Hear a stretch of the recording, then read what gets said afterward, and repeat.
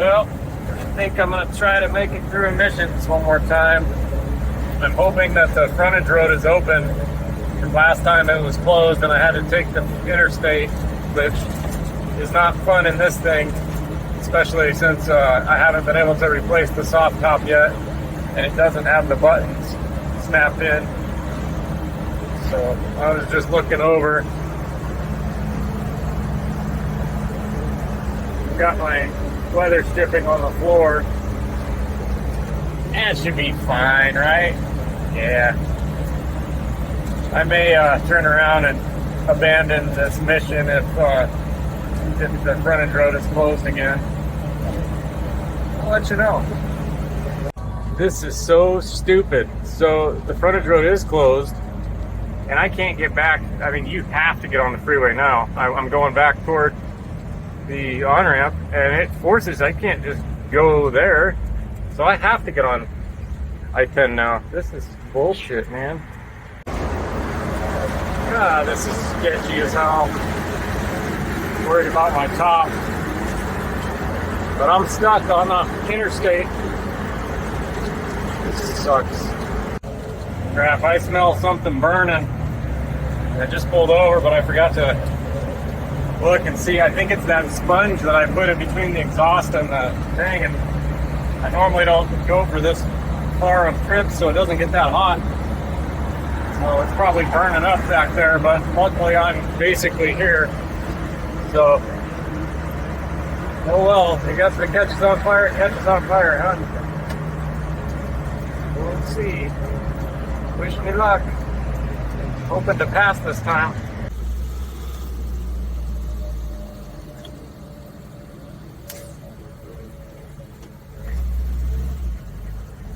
See how busy it is here today. It's not too bad, actually. If you go toward the beginning of the month, it's usually a lot less busy. My little chicken freaking thing fell down onto the floor a minute ago. Okay, wait, which one do I need? I need full service. Well, heading home. This damn thing failed again. I think it failed worse this time than it did last time. I really don't understand it. New cat, new muffler. That's what bugs me, that I paid money for crap I didn't need.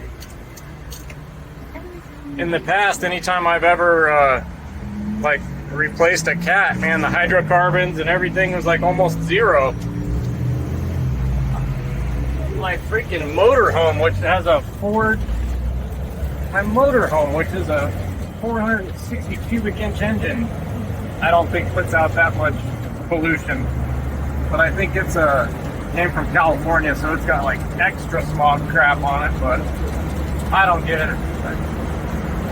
I have to do some tuning or something, choke this thing down to like super lean or something, I don't know. This is how fast I'm going. Middle of the week. It's a Wednesday here in Tucson. I-10 doing 15 mile an hour because everything's always under construction.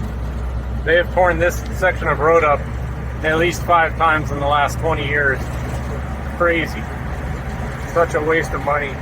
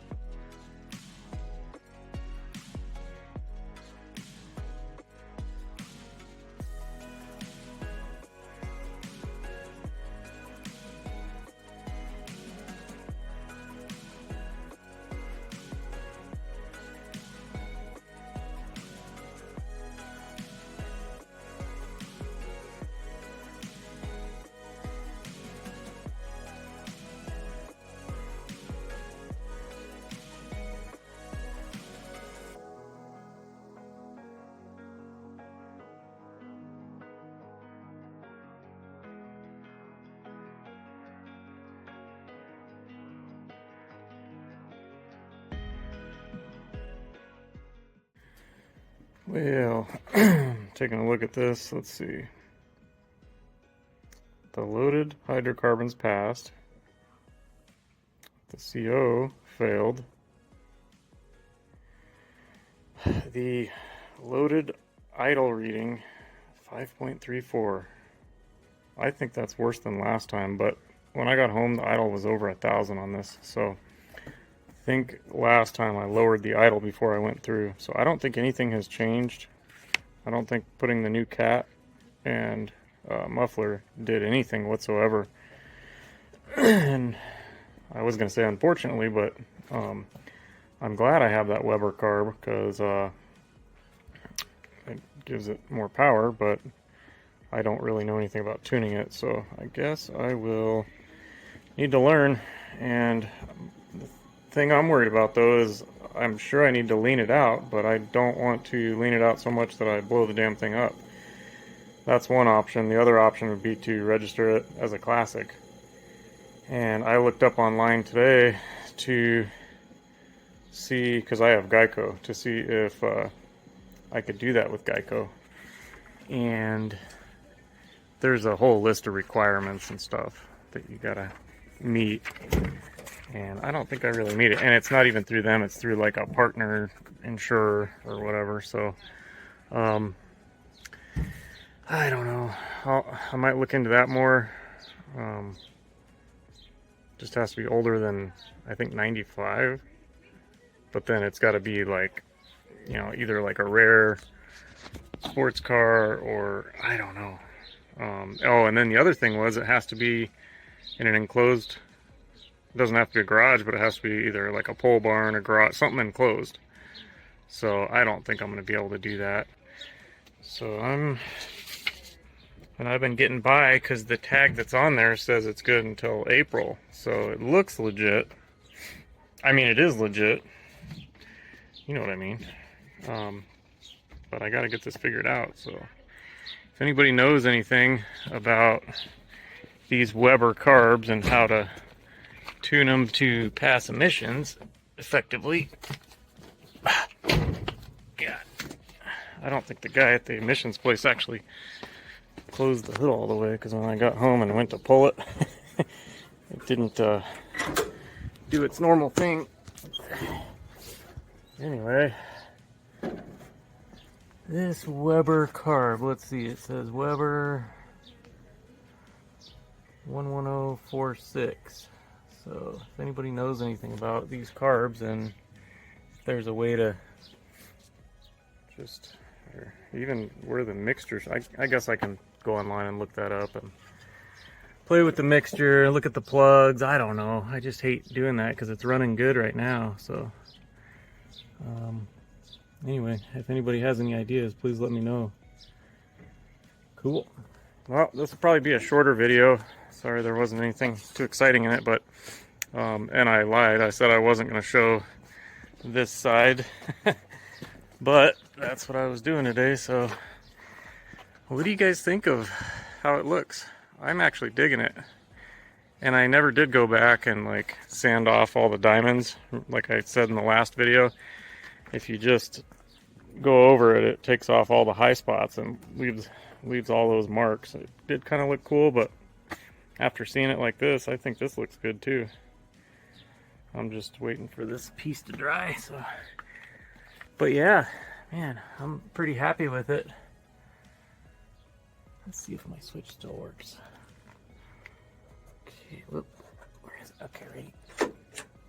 Heck yeah, we do good work, don't we? Kinda. Probably very soon here. I got this plastic from my parents' house the other day. Anyways, if I hang that plastic right here behind these seats, I should be able to clean back here good enough. And I still have to do the bed liner back here. Quite a bit with these wheel wells and stuff. I hope I have enough. I have more than half left, but I didn't realize how much more there is back here than up front. It's considerable. Crap. Anyways, guess I could always do what I did with the doors.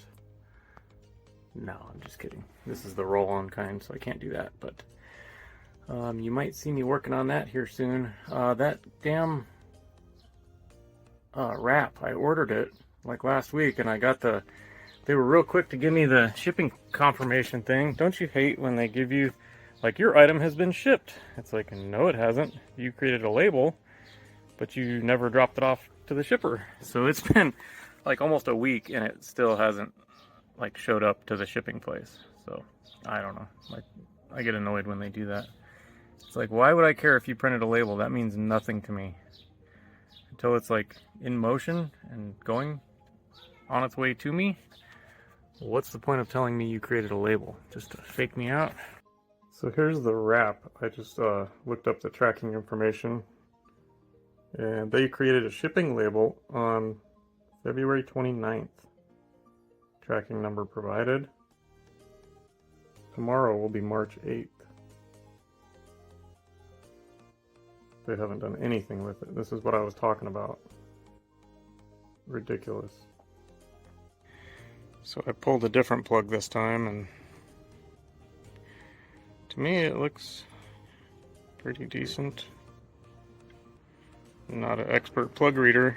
Maybe you guys know more than I do about that, but I don't think it's running like super rich or anything. Just not sure what the hell was that. Just not really sure where to go to get this thing to pass emissions. I do see a wire that looks like it goes down to a O2 sensor. Not sure what that tells the car. Didn't know you could use that with a carburetor. Maybe this was like during the crossover years when they, I don't know what it came with, but somebody told me a while ago that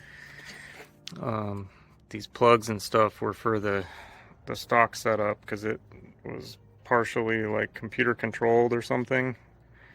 I think the Weber is just a straight up carburetor, works on its own like a standalone.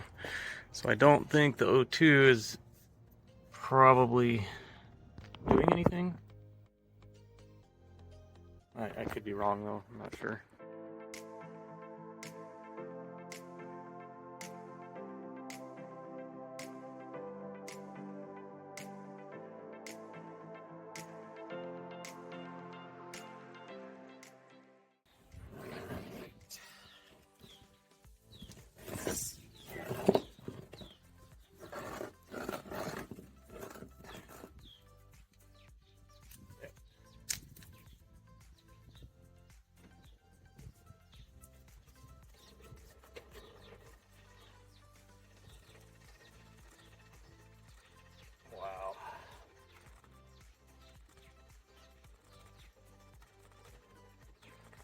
I was at emissions yesterday when these were on the rollers, and I was having to keep it at 24 miles an hour or whatever it was. The ass end was so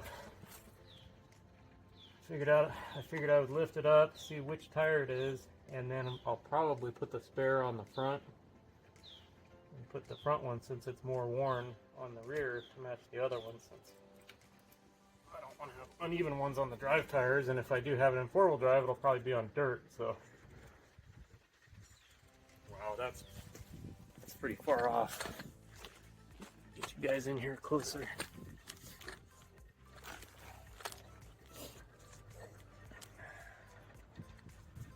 Let's see here. Hopefully you'll be able to see it. I'll definitely be able to hear it.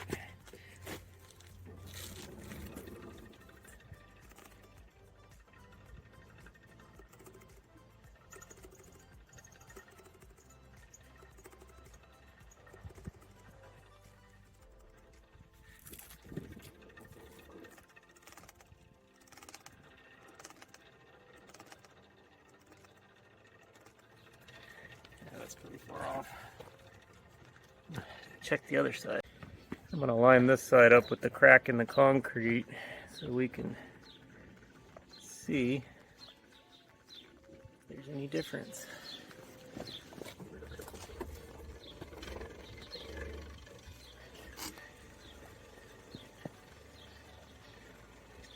Got a little wobble to her. Maybe a 16th or an 1/8 of an inch. The other one was like over a 1/4 of an inch. So I can get the rock and show you.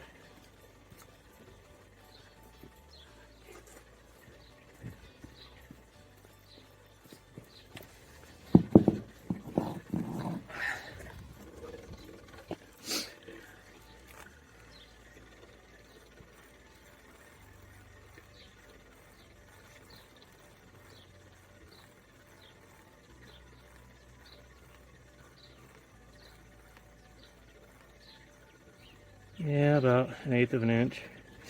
So not as bad as the driver's side. Can't park there. So stupid. Yum.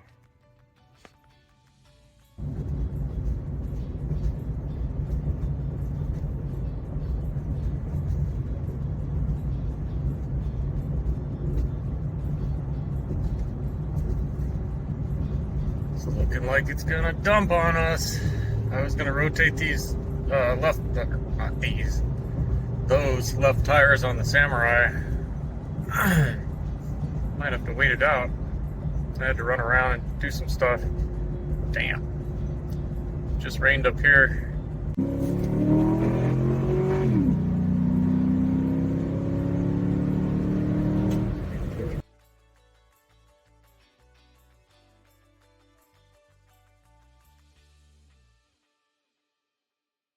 As you guys can see, it just got done raining. I'm trying to figure it out. Look at those nice door panels. Why are they wet?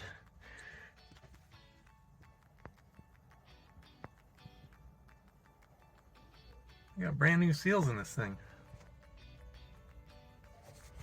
And then that's kind of explainable. That makes sense. But anyways, not really. Come on. Not really getting why rain would come through there. Maybe it wasn't shut all the way. Yeah, I think that was probably it. Look at that. At least it won't be rusting, huh? It's like actually cold out. I was out a little bit ago running around and it was like 65. Now it's like 50. It's just chilly. Weird. Usually temperature doesn't drop at 3:30 in the afternoon, but I'm gonna try to flip the wheels around, 3 of them anyway.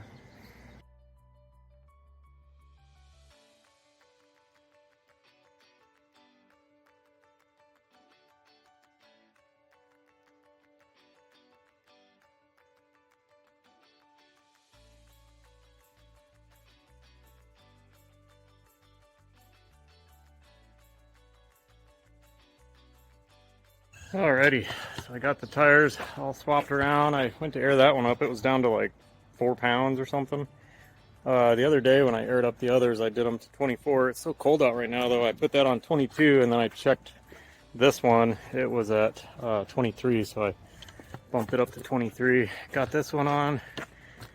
And you saw that water that got in, so that thing came off its little button. Goes right here on that little nub, and these are a pain in the butt to get to with this spare tire in the way.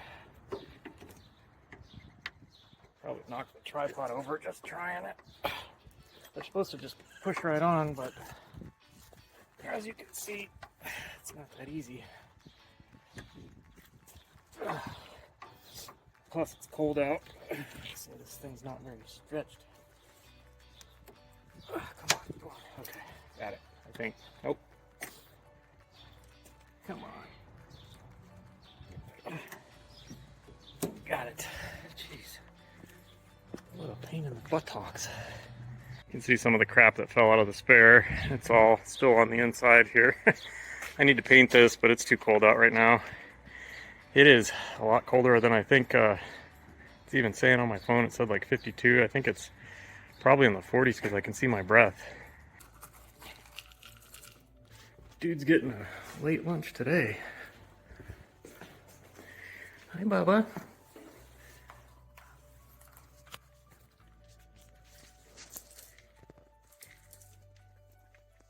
Good job.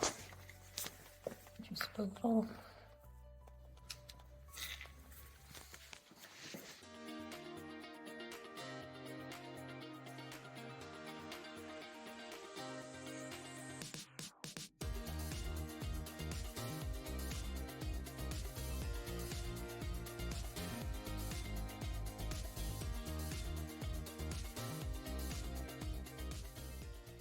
Well, this started out as an experiment, and I got a little nervous when I couldn't get the lid off.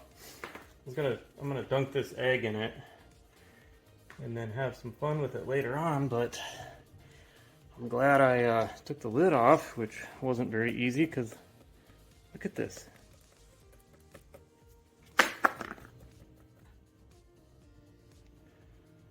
There is a skin. Oh, that ain't good. I wonder how much of that I'm gonna lose. I should probably take a disposable razor, maybe go around the outside and just cut that and pull that skin off. Alright, well, this sucks. I wasn't planning on this, but had I not decided to do this, it might have ended up bad, so I'm glad, I guess.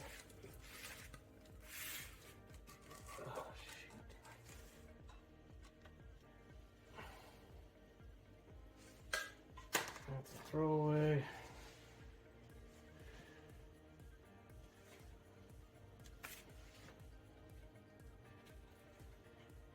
If all the certain kind of stuff floated to the top right underneath this, I don't want to like throw it away, because it might need that to mix in there. Damn. I'll just try to squeeze it out.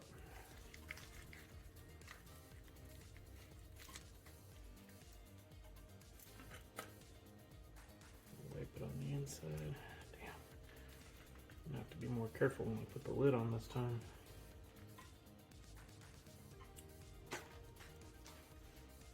No, I guess that was kind of an experiment in itself. Alright. Mix it up. And my plan was just to dunk that egg in it. And then I guess I should probably hang it somewhere.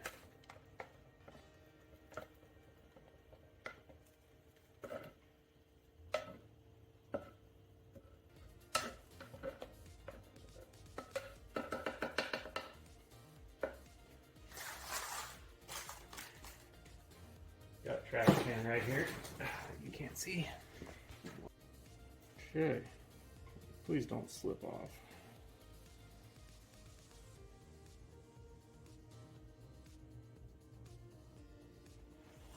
Alrighty.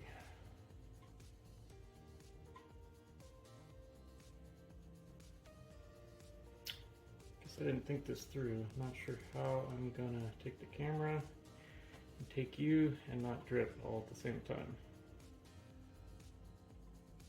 I'll just have to show you what I do here in a second. Okay, so I clamped it right there. And now it can just drip on this. This is where I usually have my rags. I just set a piece of cardboard there, so we'll let that harden up and have some fun with it later on.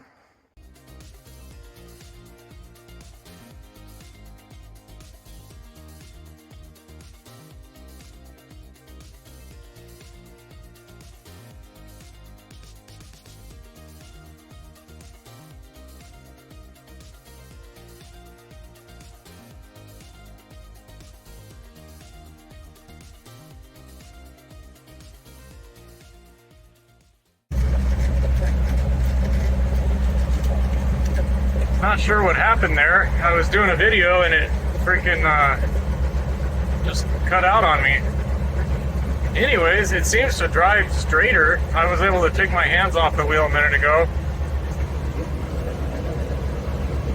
Going a little tiny bit to the right, but not much at all. It feels good. Yeah, I'm digging it. What the hell is that? 69.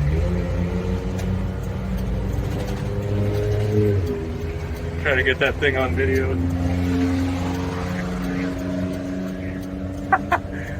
I don't know what that was, but I'm pulling into my neighborhood. Alright, hands off. Okay, hands on, hands off. Okay, it's going straight.